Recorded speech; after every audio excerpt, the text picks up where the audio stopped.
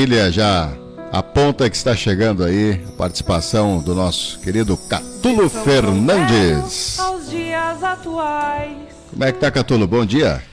Bom dia, Camaquã. Bom dia, internautas, ouvintes, telespectadores. Eduardo, o nosso sempre vereador, líder comunitário, Marco Longaray, embora não exercendo o legislativo na prática, ele continua sempre com essa disposição e essa disponibilidade de levar esta política, principalmente comunitária, que sempre pautou a sua filosofia de vida. Grande abraço aí para o Marco Longaray. E a gente fica bastante lisonjeado quando as pessoas se dirigem de uma forma sincera, principalmente, quando recebemos, inclusive as próprias redes sociais, que elas têm uma parcela destrutiva ali, as críticas não construtivas, mas a gente tem muito mais pessoas interagindo e apoiando as iniciativas culturais, principalmente, como sempre digo, lutando pelo coletivo, essas iniciativas culturais, que as entidades que estão acima de tudo, acima das pessoas, estão as entidades, no caso da área da cultura, as entidades literárias, do artesanato e históricas de Camaquã. E o Marco salientou sobre a questão de uma valorização turística do município. Tamanha é a história de Camaquã, terra farroupilha. Inclusive, eu estou encaminhando para a Secretaria da Cultura, Turismo e Eventos alguns ofícios sobre essas questões históricas da nossa cidade. Uma que envolve a fogueira de São João. Em breve estaremos comemorando mais uma data do padroeiro, São João Batista. Está programada para o dia 21 de junho diversas atividades durante todo o dia no Complexo Poliesportivo Rui Castro Neto, a nossa prainha. E também o Ponto de Cultura Barbosa Lessa está organizando a Semana do Padroeiro, de 25 a 29 de junho. Então, sobre os aspectos que envolvem a questão do turismo em Camaquã, teve uma reunião bastante importante essa semana no Sindicato Rural de Camaquã, com representantes das áreas do empreendimento de lazer e turismo de Camaquã, um palestrante do Sebrae, que sempre tem dado um aporte muito significativo dentro desse setor turístico, e principalmente este que foi voltado ao turismo rural. A Guel Fernandes esteve lá representando o Verdes Campos, a convite do própria direção do Sindicato Rural, e também da Ana Beatriz, que é a diretora de turismo da Secretaria da Cultura de Camaquã. E a questão de turismo, ela tem que ser pensada de uma forma de mais praticidade, porque a gente já viu, são muitos encontros, muitas reuniões, muitas audiências e workshops e seminários, inclusive. E nós temos que sair da teoria e irmos para a prática. O primeiro ponto do turismo, Eduardo, é a própria população camaquense. Nós temos que desenvolver um receptivo turístico. A própria Associação dos Artesãos, que fica muito bem situada na Praça Zeca Neto, no quiosque municipal, ela está cotada para ser o ponto turístico de Camaquã, para fazer esse receptivo. Há pouco eu vi uma caravana, uma comitiva camaquense indo à Serra em atividades. Agora não posso precisar com certeza, foi Caxias do Sul, Bento Gonçalves. E mais do que nós visitarmos e conhecermos a dinâmica destas cidades que têm um potencial turístico já bastante evoluído, mais do que isso é nós levarmos a nossa mensagem para fazer essa reciprocidade, porque os camaquenses e a região sul, a metade sul, obviamente que tem o diferencial de buscar essa região da Serra, Gramado, Canela, Caxias do Sul, os roteiros dos vinhedos, esses roteiros de inverno. E em contrapartida, eles que conhecem muito e que moram e vivem nessas cidades, gostariam de conhecer mais da Costa Doce. Uma questão de reciprocidade, de nós saber vender o nosso produto, de nós sairmos da teoria e entrarmos na prática. Os próprios hotéis, restaurantes, taxistas, são muito importantes nessa cadeia turística, nesse receptivo. E a gente não tem visto evolução nesse sentido. Então, praticamente ficam os espaços e os empreendimentos ligados a esse setor, fazendo uma divulgação mais local, né? E se nós tivéssemos um trabalho unificado, sem essa concorrência, que eu acho também muito nociva, entre aspas, uma disputa para levar o visitante, seja ele camaquense ou de fora, para seus espaços turísticos, principalmente as propriedades rurais, em vez de colocarmos mais energia de trazermos gente de fora, de nos unirmos num projeto de cidade, num projeto Terra Farroupilha. História não nos falta. O próprio túmulo da Caetana Garcia Gonzalez, que fica no cemitério São João, se nós promovêssemos juntamente o CTG Camaquã, e tem um projeto feminino, que é a cavalgada feminina, que acontece no mês de março, no Dia Internacional da Mulher. Se tivéssemos uma organização um pouco mais ousada, traríamos uma cavalgada feminina em nível estadual, com visitação ao túmulo da primeira-dama da República Rio-Grandense, ao túmulo da Caetana. Imagina quantas pessoas não conhecem nesse estado afora, e os próprios camaquenses desconhecem.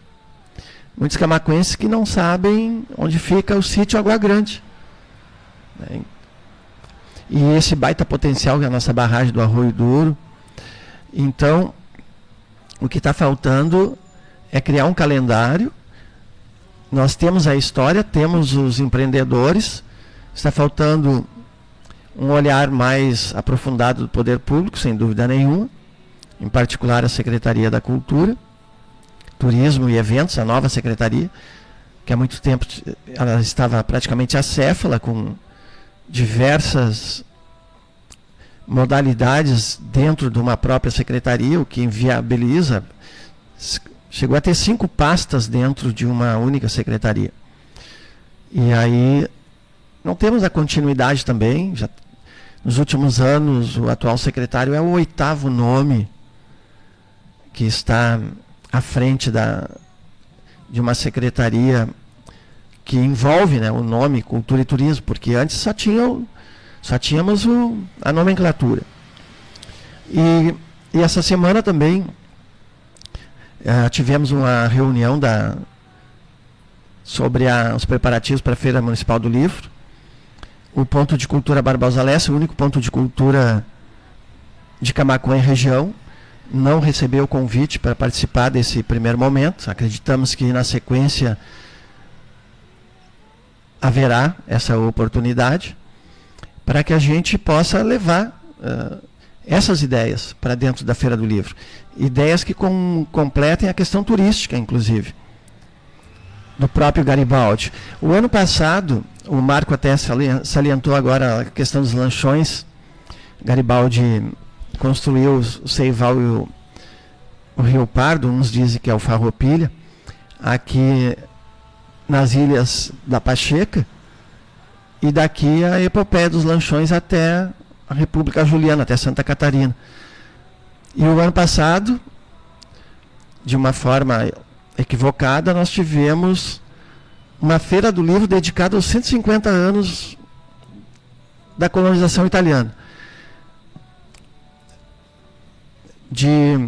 Via de regra, essa colonização acontece os 150 anos em 2026, em 2025, este ano, e não o ano passado. E Camaquã não fez parte de colonização italiana. Então, é necessário que essas reuniões da Feira do Livro, elas tenham um olhar, inclusive turístico, do ponto de vista de nós fazermos uma temática, uma feira voltada para a história de Camaquã, para vender produtos turísticos, para que as cidades, já começando pelas cidades vizinhas, muitas delas emancipadas da própria cidade de Camaquã, é o caso de Arambaré, Chuvisca e Cristal. Nós não conseguimos ter uma festa de São João, por exemplo, com a fogueira de São João. A fogueira que ora é instalada na praia, uma fogueira de Santo Antônio. São coisas...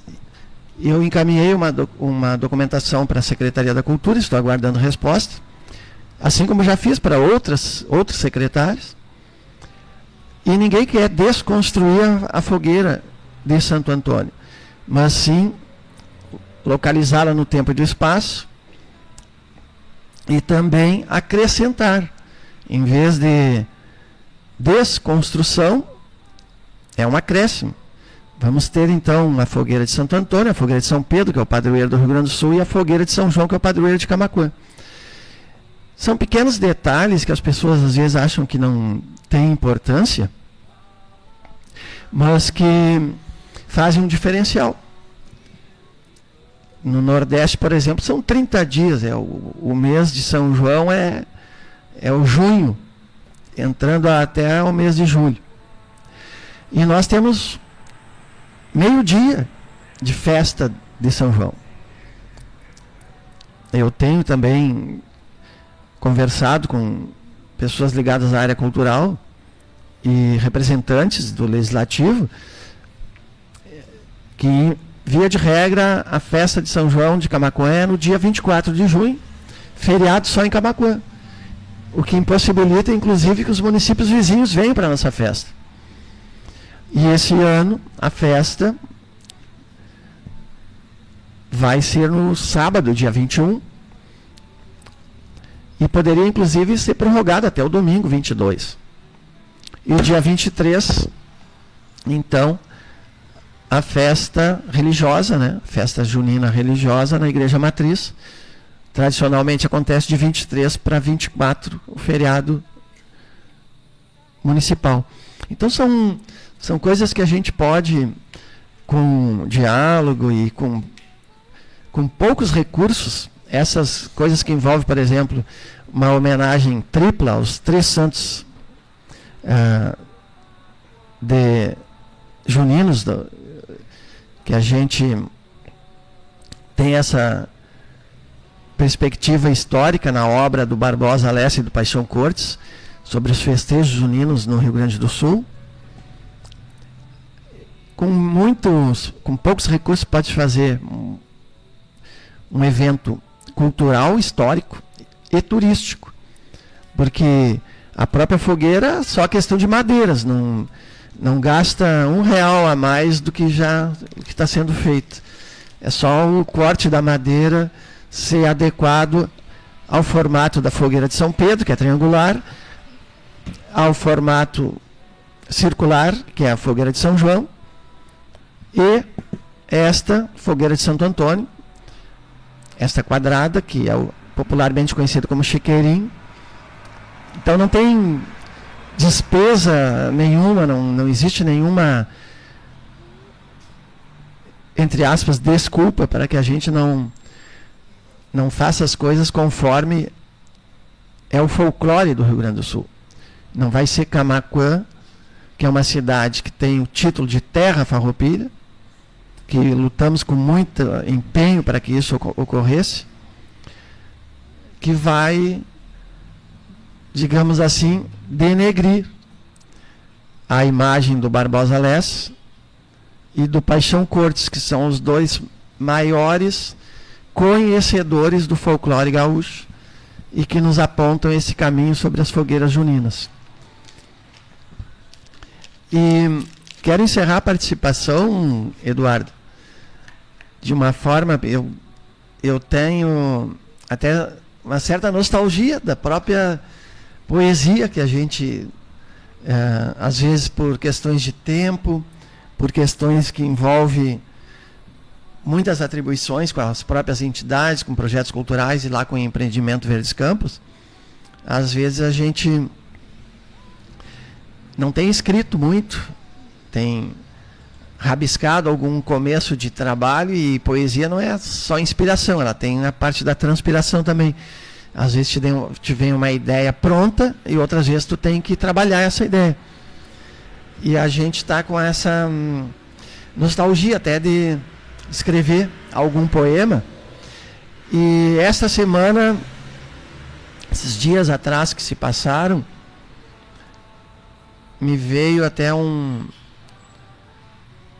certo momento de reflexão deste nosso primeiro livro, em 1989, o Viagem ao Fundo do Verso.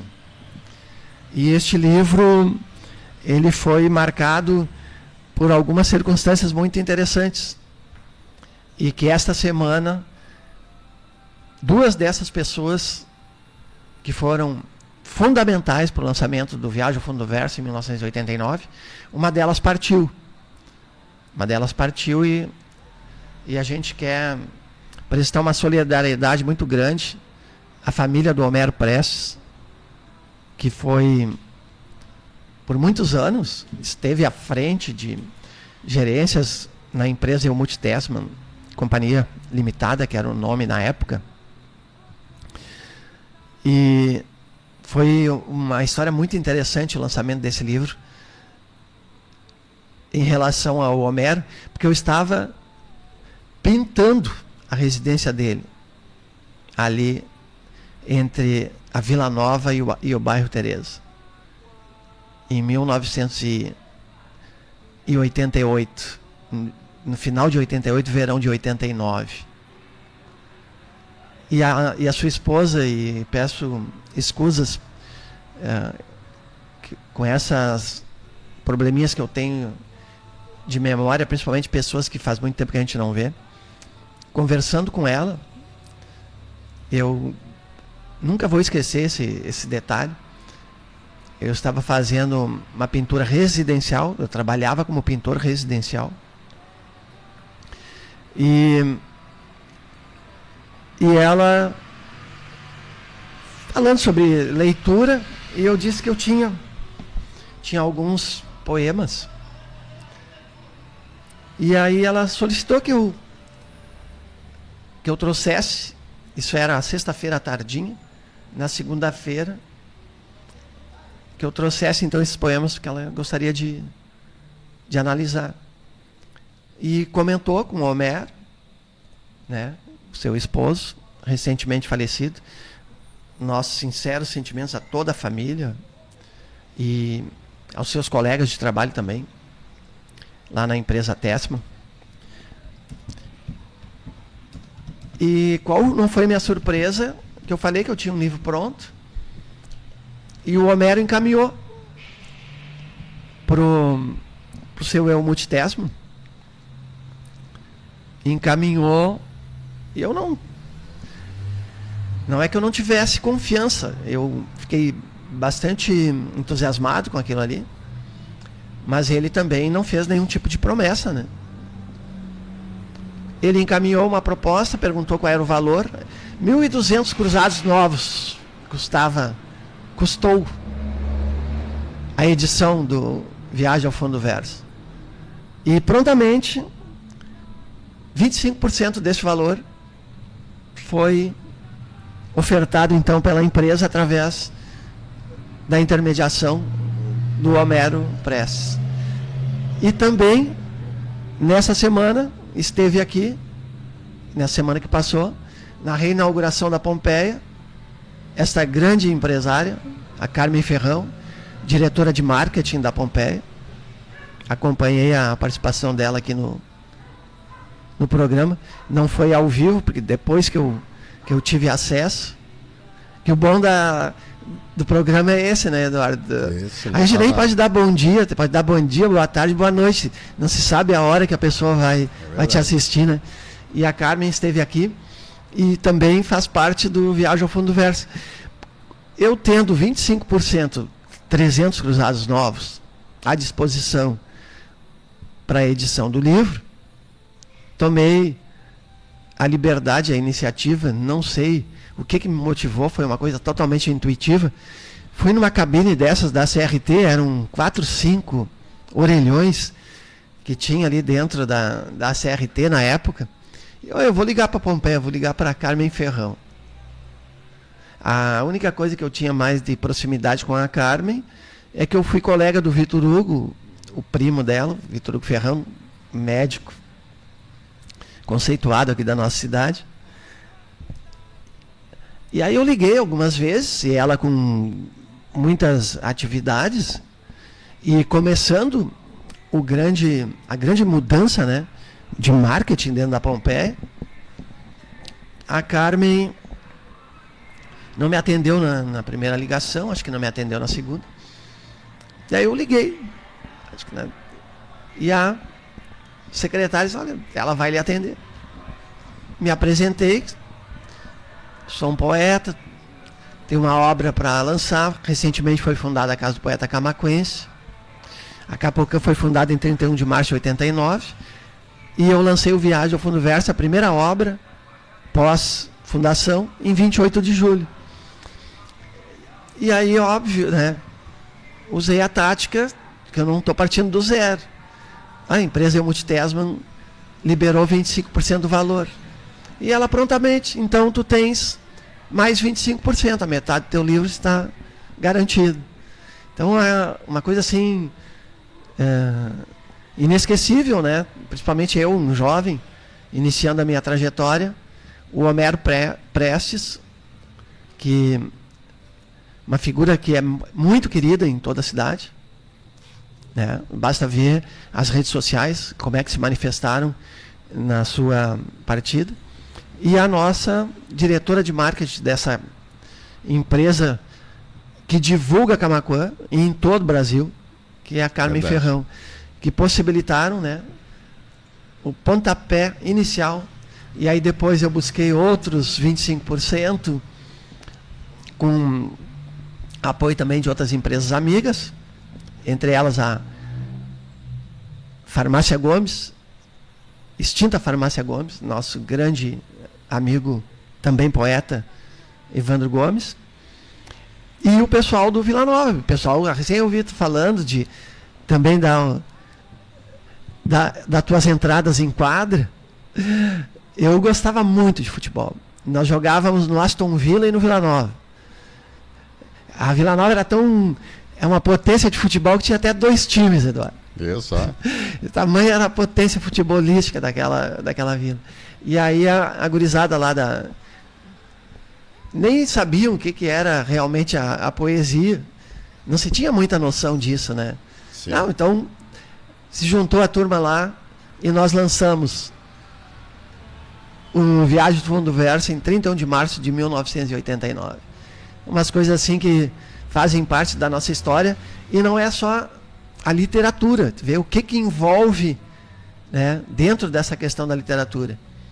2 empresas conceituadíssimas em Camaquã, reconhecidas em nível nacional, e também o nosso time lá de futebol da Vila Nova, que inclusive fomos campeões. Eu trago hoje, até hoje, com muito orgulho, essas medalhas e as taças. No primeiro campeonato de futebol de 7 de areia, no Centro Social Urbano, e jogando com times que depois deram origem ao Avenida, sim, ao Fragata, que foram grandes clubes amadores aí, da nossa época, lá dos anos 80. Então, essas nostalgias está sempre interligando, né?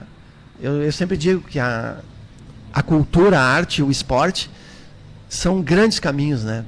Tanto para a nossa juventude, para trazer coisas positivas dentro da vida dos nossos jovens, inclusive como ferramenta de combate à drogadição.